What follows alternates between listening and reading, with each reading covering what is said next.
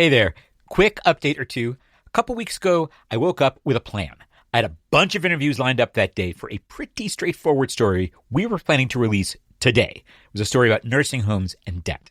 And as that day went on, with pretty much every interview, that story kept looking less and less straightforward. So here are some quick excerpts from those interviews. This is so complicated. It's a little more of a complicated process. And each situation is different. And the story went back farther than I'd imagined. That's how it started in February 1977.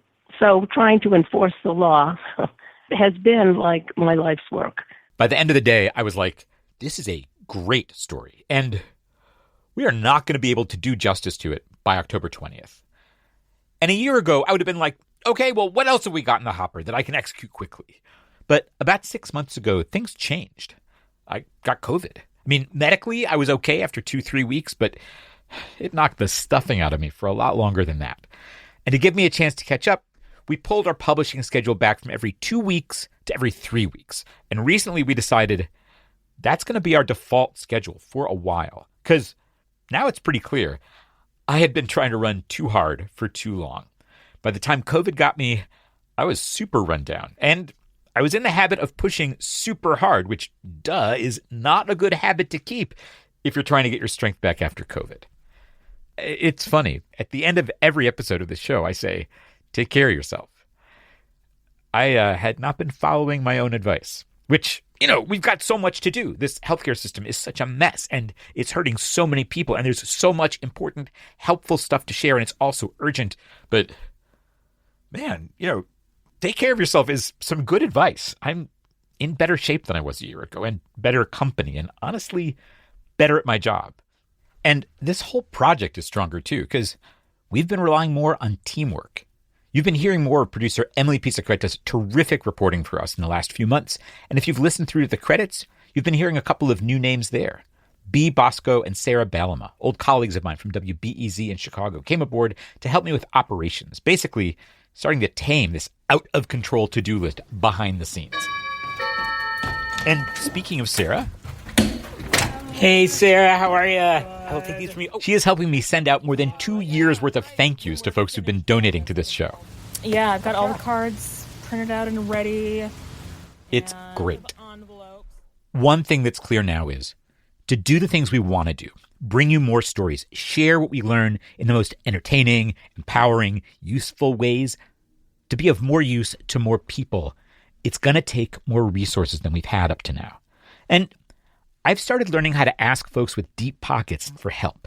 Those are going to be some long-term conversations. They're encouraging so far. It's going to take a while. And meanwhile, in a couple of weeks, I'm going to come to you. We ask you for donations in November and December because that's when a program called Newsmatch matches every dollar you give. And this is going to be a big year, like maybe a go big or go home year. I want to go big. So that's coming right up in a couple of weeks. And right now, today, I've got some results to show from the work we've been doing behind the scenes. First Aid Kit, the newsletter where we pull together the useful information we've learned through our reporting, that is coming back. We launched First Aid Kit with editor Gabrielle Healy last year. It was one of the big highlights of the year. I was so proud, and trying to put it out every other week while also making the show was a pace we could not sustain. After I got sick, we put First Aid Kit on hold indefinitely. But Gabi and I have been planning together for months now, figuring out how to sustain it, what we're calling a jogging pace. And along with Emily's reporting and production work and our every 3-week pace and support behind the scenes from Sarah and Bea, I think we got it. With all this help and some new systems, we can bring First Aid Kit to you once a month, starting today. If you were already subscribed to First Aid Kit, you ought to have the new issue in your mailbox right now and then every month. And if you were not before, this is a great time to sign up. Go to armandalegshow.com/newsletter. You're going to get today's edition right away. You'll be all signed up to keep getting them every month. That's armandalegshow.com/newsletter. Thank you so much for listening to this show, for supporting us, for sending your stories and questions and observations. You are our best sources. It is such a pleasure and an honor to do this work with you. We'll catch you in November. Till then, take care of yourself.